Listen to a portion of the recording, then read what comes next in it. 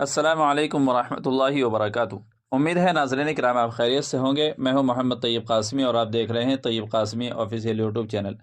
ناظرین کرام، اس سے پہلے میں نے ایک ویڈیو اپلوڈ کی تھی جس کا عنوان تھا تبلیغی حضرات کا نماز کے بعد اعلان کرنا۔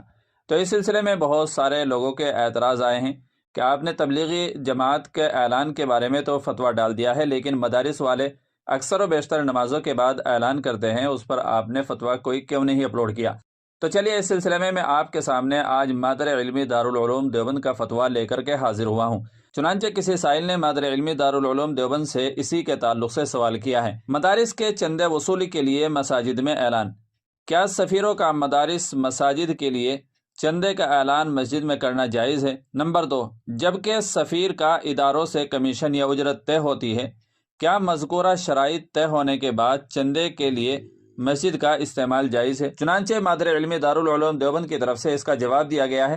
آپ بھی اپنے اسکرین پر ملاحظہ فرما سکتے ہیں۔ بسم اللہ الرحمن الرحیم۔ مساجد اور مدارس وغیرہ کی ضروریات کے لیے مسجد میں چندے کا اعلان کرنا جائز اور درست ہے۔ فتاویٰ دارالعلوم دیوبند۔ کیونکہ یہ دینی کام ہے اور سفراء کے حق میں بھی اس میں خدمت دین کا پہلو غالب ہے، کیونکہ تنخواہ اور اجرت اس میں بربنائے ضرورت اور طبعاً و ضمناً ہوتی ہے۔ ہاں، البتہ اس کا خیال رکھا جائے کہ اعلان کی وجہ سے نمازیوں کی نماز میں کوئی خلل یا انہیں کوئی اذیت وغیرہ نہ ہو۔ واللہ تعالی علم۔ دارالفتاء دارالعلوم دیوبند۔